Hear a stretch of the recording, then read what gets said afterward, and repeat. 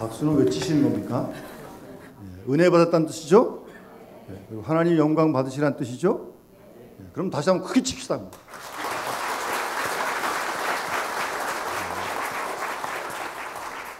물론 성가대도 수고했고요. 감사드립니다. 저는 이 복음송, 원래 복음송을 좀 편곡한 거 아닙니까? 이 복음송을 참 좋아합니다. 그리고 자주 부르기도 하고요. 또 가사가 딱 맞잖아요. 내일을 모르는 거 아닙니까? 집사님 아멘 그러시네요. 내일을 모릅니다. 아니 내일까지 갈 것도 없어요. 10분 후의 일도 모르는 거죠. 정확히 말씀드리면. 그게 우리 인생 나그네 길입니다.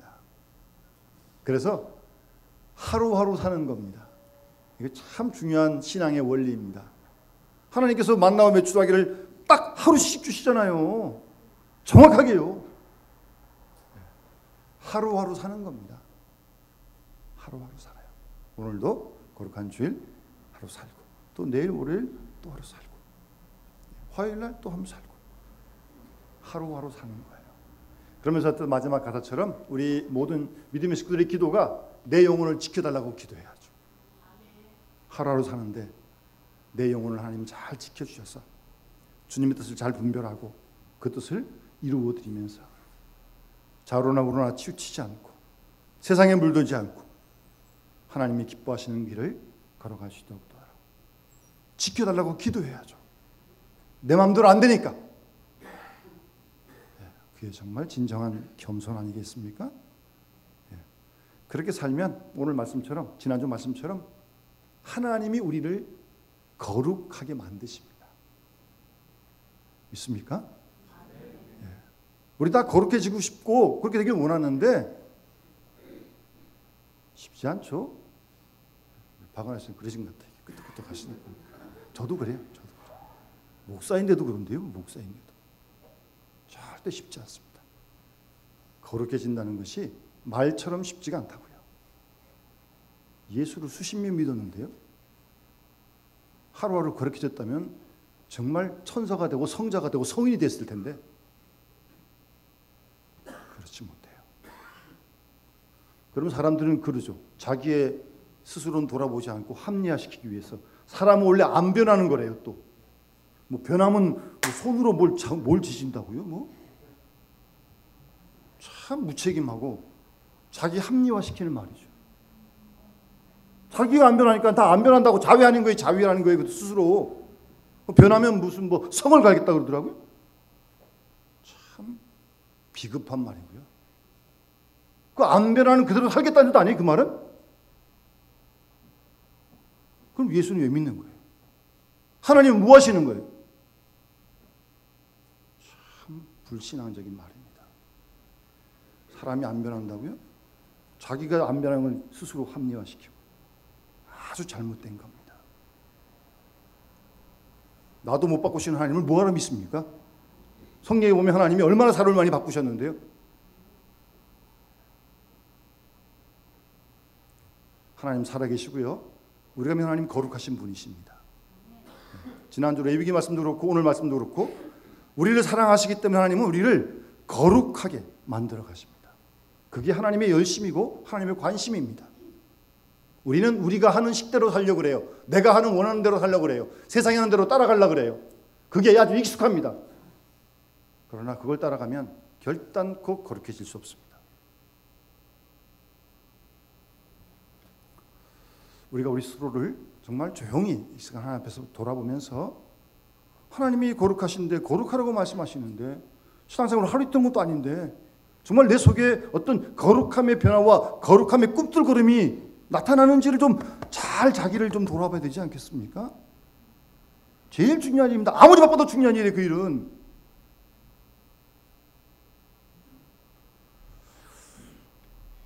우리가 기대한 만큼 예수를 이렇게 오래 믿어도 잘 거룩해지지 않는다면 왜 그럴까?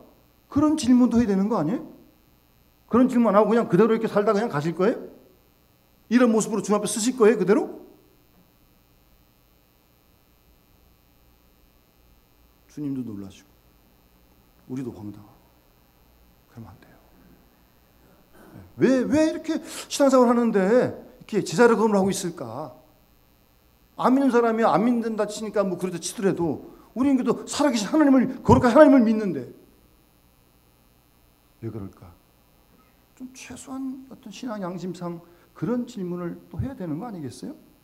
건강한 그리스도인이라면. 그런 질문을 스스로 하면서 오늘 본문 말씀에 한번 귀를 기울여 볼 수 있길 바랍니다. 여러분, 오늘 본문에 말씀하시고 지난주 레위기에서 말씀하신 것처럼 우리가 거룩함을 옷 입는 길은요, 저절로 자동으로 되는 게 아닙니다. 예수만 믿고 세례만 받으면 저절로 자동으로 되는 게 아니라니까요. 절대 안 됩니다. 부모님이 신앙을 잘했다고 자녀가 그대로 예수를 믿느냐? 절대 그렇지 않습니다. 부모님이 뭐 목사님이라고 자녀들이 뭐 목사만큼 신앙이 좋으냐? 별개의 문제입니다. 절대 자동으로 안 됩니다. 저절로 안 됩니다. 거룩함을 옷 입는 길은요, 순간순간 나의 선택에 달려 있습니다. 예? 내가 하는 순간순간 선택에 따라서 거룩해질 수도 있고, 생각은 거룩한 생각을 하지만 선택이 잘못된 데로 가면 절대 거룩해지지 않습니다. 선택이 참 중요합니다. 선택이 참 중요해요. 뭐 우리 삶의 순간순간이 선택 아닙니까? 어딜 가야 할지, 누굴 만나야 할지, 뭘 해야 할지, 무슨 말을 해야 할지 다 선택 아니에요? 순간순간 선택이 참 중요하다고요. 원래 거룩하다는 히브리 말은 하나님께로 구별되었다는 뜻입니다. 하나님께 구별된 우리의 건강, 시간, 재능 다 거룩한 것들입니다. 말을 바꾸면 하나님을 향하여 나아가는 일, 하나님께로 맞추어가는 모든 것이 다 거룩한 것입니다. 그러니까 지금 하나님께 예배하는 이 시간 정말 거룩한 거죠. 하나님께 예배하는 시간이니까. 네, 거룩한 주일이죠. 거룩한 예배죠. 먼저 우리가 이 시간 하나님을 만나는데, 여러분, 하나님과의 좀 만남, 그 만남이 좀 특별한 관계가 될 수 있도록 해야 됩니다. 여러분, 친구도 이름하고 얼굴만 아는 친구가 있잖아요. 그런가 하면 속을 다 내주고 그 친구 속을 다 알 수 있는 그런 특별한 친구가 있지 않습니까? 그런 사람이 몇 사람 잘 안 되겠지만, 그런 사람을 가리켜서 소위 절친이라고 그러더라고요. 절친. 여러분, 절친이 좀 몇 사람 있습니까 혹시? 어쨌든 다르잖아요. 이름만 알 얼굴만 아는 친구, 그냥 보통 친구, 일반 친구, 거기에 비해서 정말 속속들이 다 아는 특별한 그런 관계의 친구가 있잖아요. 하나님하고 나하고 관계가 이런 친구처럼 특별한 관계에 있어야 하는, 그렇게 되도록 구별이 된다는 거예요. 보통 다 알고 있는 사람처럼 그냥 그런 일반적인 관계가 아니라 하나님과 나의 관계는 좀 특별한, 아주 막 가장 특별해야죠 사실은요. 그런 특별한 관계로 바뀌어야 한다는 거예요. 그래야 거룩해질 수 있다는 겁니다. 여러분, 하나님하고 얼마나 친하십니까? 친구하고 비교하면 알잖아요. 여러분, 친한 친구 이렇게 비교해보면서 그 관계를 하나님에게 한번 적용해 보세요. 정말 마음 답답할 때 친한 친구에 다 털어놓듯이 하나님께 가서 마음 답답할 때 다 털어놓으세요? 그래야 그게 하나님과의 특별한 관계죠.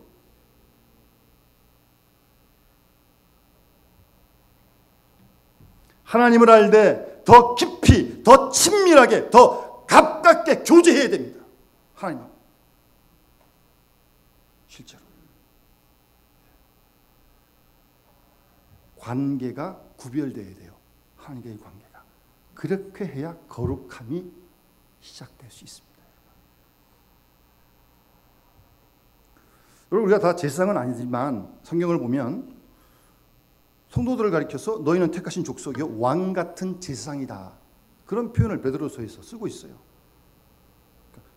제사장은 아니지만, 그런 직을 가진 건 아니지만 제사장 같은 역할을 해야 한다는 거예요. 그리스도인들이. 여러분, 구약의 제사장들은 특별한 존재입니다. 하나님께서 제사장을 특별한 존재에 세워서 빛이신 하나님을 드러내고 하나님의 아름다운 덕을 선포할 수 있도록 만든 사람이 제사장들이에요. 하나님은 우리가 그렇게 되기를 원하시는 거예요.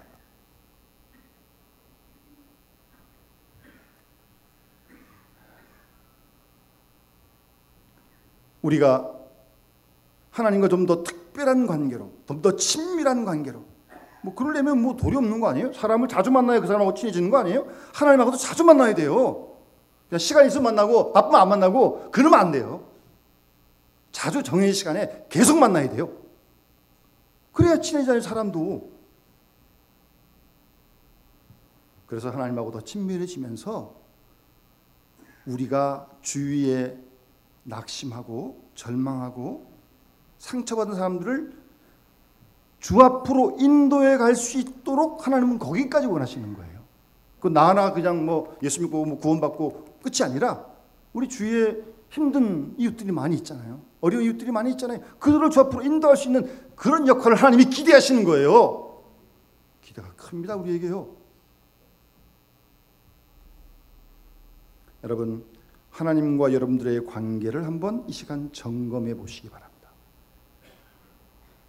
점검해 보셔야 합니다. 그리고 사람이 만나려면 어떤 장소가 있어야 되잖아요. 교회에서 만나든지, 뭐 책방에서 만나든지, 뭐 찻집에서 만나든지, 어떤 장소에서 만나듯 하나님과 내가 만나는 공간을 구별해야 됩니다. 구약성경 보면 하나님께서 십계명을 주시기 위해서 모세를 신의 산이라는 공간으로 부르셨습니다. 하나님께서 이스라엘 백성들을 예배하고 제사하는 법을 가르치기 위해서 성막으로 그들을 부르셨어요. 그리고 이스라엘 사람들은 예루살렘으로, 특히 3대 절기에는 다 나와야 됩니다. 어떤 이런 특정한 장소로 하나님이 부르셔서 만나 주셨어요. 왜냐하면 그 당시에는 여러 가지 우상도 많고 이방 종교도 많았기 때문에 뭐 아무 데서나 함부로 만나면 엉뚱하게 만나게 되고 잘못되기 쉽기 때문에 꼭 정해진 장소에서 와서 만나라고 했어요. 아무 데서 그러면 안 돼요. 그러다가 신약에 와서는 좀 그 개념이 좀 확장이 되어지죠. 여러분 잘 아는 요한복음 4장 보면 예수님께서 사마리아 여인에게 수가성에서 대화하다가 하나님은 영이시니 예배하는 자가 영과 진리로 예배할지라라는 말씀을 하십니다. 이건 상당히 좀, 하나님이 영이시잖아요. 눈에 보이는 분 아니시지만 영이 있어요. 그러니까 어디나 계시니까 장소에 제한받지 않고 영과 진리로 어디서나 예배하라는 거죠. 교회에서 물론이고 가정에서 물론이고 직장과 학교에서도 예배하는 그런 예배를 하나님께서 말씀하시는 거죠. 상당히 적극적인 말씀이에요.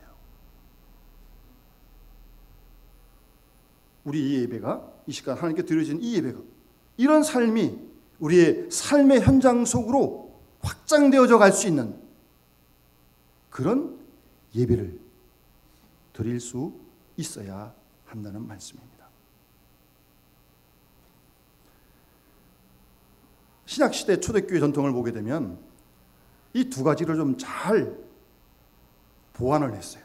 그래서 모이면 예배하고 말씀을 배우고 가르치고 또 훈련하고 흩어지면 복음을 전하고 봉사하고 섬기고, 이제 그걸 가르쳐서 선교학에서는 모이는 교회와 흩어지는 교회 이런 표현을 씁니다.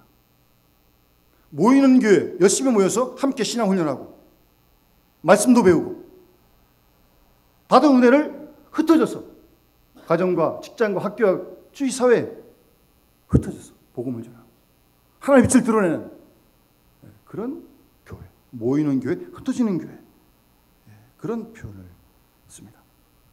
이 시간 주일 모여서 함께 예배합니다. 하나님께로부터 세상에 나가 싸워 이길 만한 에너지를, 힘과 능력을, 여기서 희망을 공급받고 나아가서 우리 삶의 현장 속에서 주의 뜻을 전하고 그리스도의 사랑을 전하고 복음의 빛을 비추는 그런 삶을 살아가야 한다는 거죠. 어쨌든 그러나 공간, 하나님과 만나는 특별한 공간이 꼭 있어야 한다는 말씀입니다. 여러분, 하나님 만나는 공간이 주일날은 교회라 치더라도 평일 중에는 어느 공간을 준비하고 있습니까? 여러분과 주님과 만나는 은밀한 공간이 어디예요? 그런 공간이 꼭 구별되어 있어야 합니다.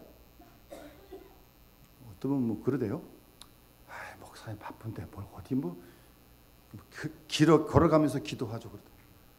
물론 걸어가면서 기도할 수 있습니다. 그러나 그런 기도는 아무나 하는 게 아닙니다. 기도도 10분도 20분도 안 하는 사람이 걸어다니면서 기도한다고요? 그렇게 하는 게 아닙니다. 절대적으로 주님과 내가 만나는 공간, 구별된 장소가 있어요. 제가 전에 있던 교회 어떤 집사님 경찰 공무원이에요. 이 경찰 공무원이 얼마나 힘듭니까? 그리고 특공대 있었기 때문에 훈련을 많이 합니다. 그래서 유사시에 딱 투입되는 그런 경찰 공무원이었거든요. 교회 생활 물론 열심히 하죠. 근데 특별할 때 못 오지만 제가 나중에 예를 들어보니까 어떤 훈련하는 장소가 사당동에서 저쪽 가천 넘어가는 거기 어디 부대가 있대요. 특공부대 경찰이. 거기서 시간이 날 때 옥상에 올라가가지고 혼자서 기도하고 찬송하고 그런다고 그러더라고요. 퇴근하고 들어올 때 꼭 교회 들르고 집에 갑니다. 대단한 열심히 있는 집사님이셨어요. 그런 생활을 하면서. 여러분과 하나님 만나는 특별히 구별된 공간이 있어야 합니다. 꼭 있어야 됩니다. 그래서 주님 만나고 음성을 듣고 은혜 받고 그다음 또 나가야죠. 거기만 있으면 안 되잖아요. 우리가요. 그 다음 시간을 구별해야 합니다. 여러분 타임스퀘어 뜻 아시죠? 시간과 공간 그런 뜻이에요. 여기 길 건너 있는 동네가 시간과 공간이라는 뜻이에요. 여기가 시간 있으면 오고 공간 있으니까 오라는 거예요. 이름도 참 잘 지은 것 같아요. 시간을 구분해야 됩니다. 구별해야 돼요. 여러분 오늘 거룩한 주일 안식일 예배하라고 성경에 말씀하신 거 아니에요? 우리 지금 계속 시간을 구별해 하나님께 드리는 거 아니에요? 바쁜 일이 있지만 다 지쳐놓고 나서 하나님께 예배 드리는 거 아니에요? 지금 시간을 구별한 거예요. 여러분. 근데 주일만 그러면 안 되죠. 아침에 일어나서 주일날 매일 아침 첫 시간 구별하세요. 새벽기도 못 오더라도 집에서라도 구별하세요. 하나님과 만나는 그런 시간을 꼭 만드시라고요. 그렇게 하면서부터 거룩해지는 거지 그런 공간도 없고 그런 시간도 없으면서 생각만 가지고는 거룩해지지 않는다는 말씀이에요. 우리가 이미 다 경험했잖아요. 우리 스스로를 보면서.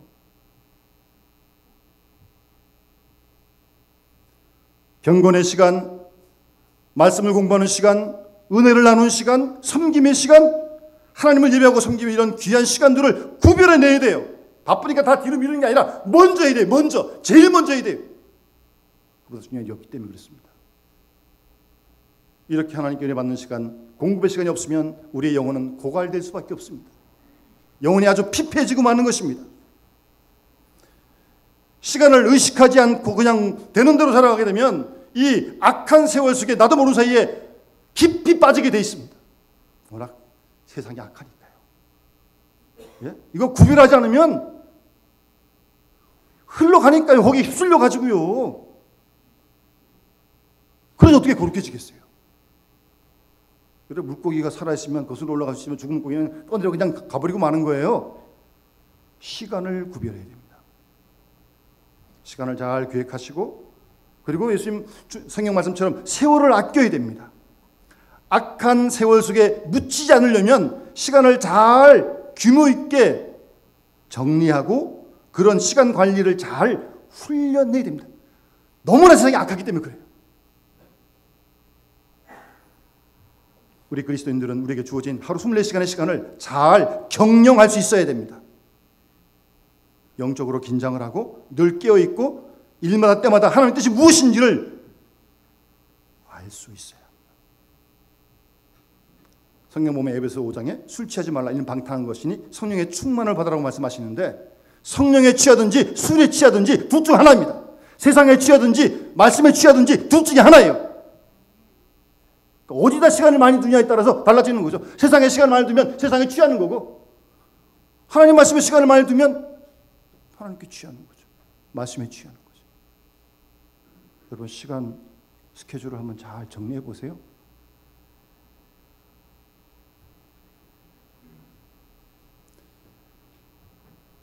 그래서 정말 시편 84편 시인의 노래처럼 주의 궁정에서 한 날이 다른 곳에서 첫날보다 좋습니다. 악인의 장막이 있는 것보다 하나님의 집 성전 문지기를 하는 게 훨씬 더 좋습니다. 라고 하는 그런 간증을 고백을 하는 겁니다. 여러분 주님 안에 있는 이 시간이 정말 좋습니까? 어떤 무엇보다 좋냐고요. 이 시간이요. 그런 간증이 있어야죠. 그럴 때 구별의 역사가, 거룩의 역사가 시작된다니까요. 근데도 예수를 믿으면서 아직도 옛날에 길 건너편에 가끔씩 가던 그 한자라는 집이 자꾸 생각나고, 그때가 참 좋았는데 그 미련이 아직도 남아가지고 가다가 발걸음이 멈추게 되고, 그러면 곤란한 겁니다. 곤란한 거예요. 여러분, 우리에게 하나님께서 일정한 시간을 주신 거 아니에요? 그게 뭐 60이 될지 70, 80, 90이 될지 뭐 모르겠습니다.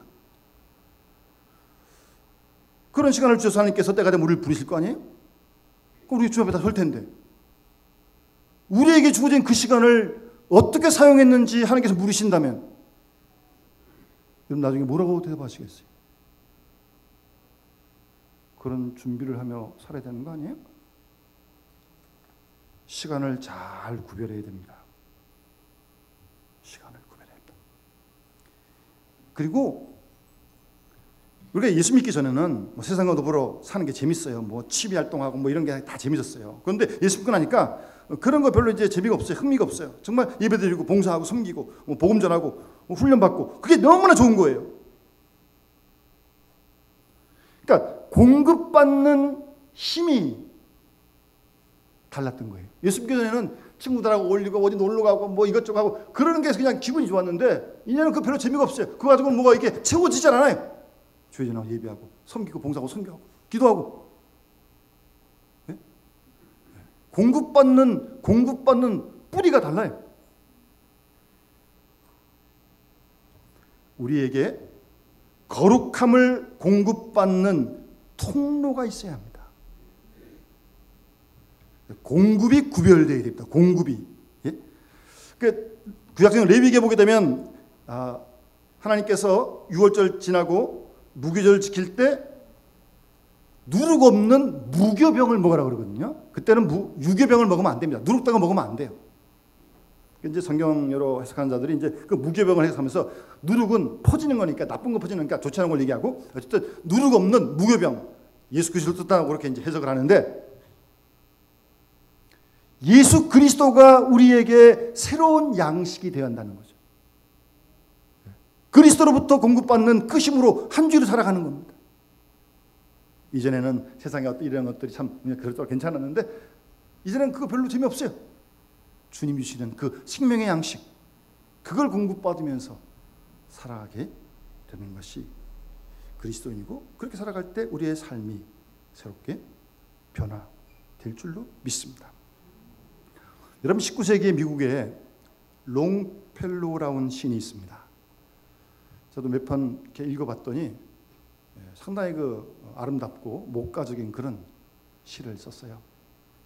인생 예찬이라고 하는 뭐 그런 대표적인 그런 시도 있는데,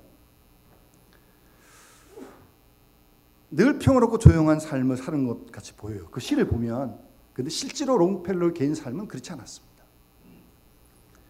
첫 번째 결혼한 아내하고 4년 만에 사별을 했습니다. 두 번째 재혼을 한 아내하고는 집에 불이 나가지고 그 아내가 죽고 맙니다. 그래서 롱펠로우는 이 때문에 우울증에 걸리기까지도 했었어요. 그 얼마나 충격이 크겠습니까? 그럼에도 불구하고 정말 아름답고 잔잔한 평화로운 그런 시를 쓴 겁니다. 75세가 돼가지고 어떤 기자가 선생님, 알고 보니까 선생님 삶이 참 쉽지 않은데, 예? 2번이나 아내를 잃고 어떻게 이렇게 아름다운 시를 쓸 수 있었습니까? 물었더니 롱펠로우라는 시인이 이렇게 대답을 합니다. 자기 집 마당에 있는 사과나무를 가리키면서, 저 사과나무가 나의 스승이었습니다. 저 사과나무는 몹시 늙었지만 해마다 꽃이 피고 열매가 열립니다. 옛 가지에서 새 가지가 조금씩 나오기 때문입니다. 나도 생명의 주님 예수 그리스도로부터 생명을 계속 공급받아 인생의 새로운 꽃을 피우고 열매 맺으며 지금까지 살아왔습니다. 저 나무가 오래됐지만 봄마다 새로운 가지가 돋아나고 새로운 공물을 받고 새롭게 그렇게 사는 것처럼 내 인생의 위기가 참 많았지만 예수 그리스도를 통하여 공급받는 그 힘이 내 인생을 지탱해 주었습니다. 그렇게 고백을 했어요. 우리도 그런 주님이 주시는 공급 받아야 되는 거 아니겠어요? 어떤 그 무엇이 아니고, 포도나무에 가지가 딱 붙어 있으면 열매, 포도 자연히 맺히는 거예요. 떨어지면 가지 마르고 열매 없어요. 생명의 양식 되시는 주님께로부터 우리가 세상을 이어나갈 힘을, 여러 가지 어려움을 견딜 수 있는 그런 위로를 주님께로부터 우리가 공급을 받아야 거룩해질 수 있다는 말씀입니다. 끝으로 우리는 우리의 생각을 잘 구별해야 됩니다. 여러분 생각이 다 진리입니까? 다 옳습니까? 그런 사람 아무도 없어요. 예수님 말고는. 근데 이 생각을 잘 구별을 해야 돼요.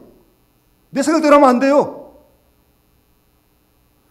우리의 생각과 마음이 자꾸 하나님 쪽으로 집중할 수 있도록 그렇게 훈련을 해야 돼요. 그래서 나에게 든 생각이, 이 생각이 하나님의 뜻과 일치하는지 그걸 물어봐야죠. 내 뜻 이코로 하나님의 뜻 이렇게 돼요? 그럼 얼마나 좋겠어요. 근데 늘 그런 건 아니잖아요. 그렇다면 내가 하는 어떤 생각이 있는데 이 생각이 하나님의 뜻과 말씀과 같은가 안 같은가 점검을 해봐야죠. 점검을. 그러고 있어 기도하고 말씀도 읽는 거죠. 생각을 자꾸 구별해야 됩니다.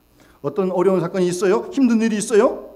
하나님 날 사랑하시는 주셨으니까 이 사건을 통해서 하나님께서 무엇을 말씀하시려고 하시는지, 이 사건을 통해 주께서 말씀하신 뜻이 무엇인지 자꾸 묻는 그런 생각을 해야 한다니까요. 그런 생각을 자꾸 구별해야 됩니다. 반대로 이렇게 어려우면 마냥 나 안 사랑하시나 보다, 그런 생각은 다 잘못된 생각이고요. 생각을 잘 구별해야 됩니다, 여러분. 아무 생각이나 이렇게 하면 안 돼요.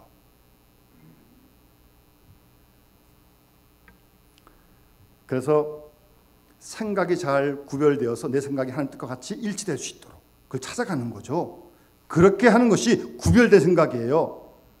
그래서 그 생각을 자꾸 따르게 되고, 그러면 생활하게 되고, 그 생활이 반복되면 습관이 되고, 습관이 반복되면 그것이 인격이 되는 거예요. 거룩한 인격이. 주님의 뜻을 따라가는 그것이요. 정확한 겁니다. 두리뭉실한 거 절대 아닙니다. 자꾸 어떤 분들은 기도원가 삼모해서 은혜 받고 이런 분들 있잖아요. 소위 불 받았다 그러는데 귀한 거죠, 그거. 여러분 한번 불 받으면 손바닥 뒤집시 그 다음날 그냥 확 달라집니까? 그렇게 안 됩니다. 그렇게 안 됩니다. 절대 안 됩니다. 그 자체를 제가 무시하는 게 아니에요. 얼마나 귀한 은혜의 순간이에요. 하나의 계기가 되고 동기부여가 되는 거죠. 그때로부터 계속해서 반복해서 단순하게 지속적으로 훈련해야 됩니다. 여러분이 거룩함을 이루는 훈련은 계속해야 됩니다. 이거. 잠깐만 눈 돌리면 언제 어떻게 우리가 공격당할지 몰라요. 단순, 반복, 지속. 하나님 나라 가실 때까지 훈련해야 됩니다. 그렇게 우리가 훈련하면 하나님 우리를 통해 거룩의 열매가 우리의 삶에 맺히도록 하나님이 도우시는 거예요. 내가 만든 거 아니고요. 난 못해요. 안 돼요. 우리가 하나님 믿는데, 일평생 믿는데, 하나님이 거룩하신 하나님이신데, 그 하나님이 거룩하라고 말씀하시는데, 그 빛을 빛이라고 말씀하시는데, 세상에. 오늘 주신 말씀을 함께 기억하면서 우리와 온 자녀들, 온 교회가 정말 거룩하신 하나님을 배워가고 따라가고 훈련하는 일에 반복, 지속 계속해야 됩니다. 멈추면 안 됩니다. 멈추면 물이 고이면 썩습니다. 하나님 나라 가신 그날까지 힘써 훈련하면서 하나님의 거룩함을 드러내는 믿음의 귀한 백성들이 될 수 있기를 주의 이름으로 축원합니다. 우리 찬양 321장 함께 부르면서 봉헌하도록 하겠습니다.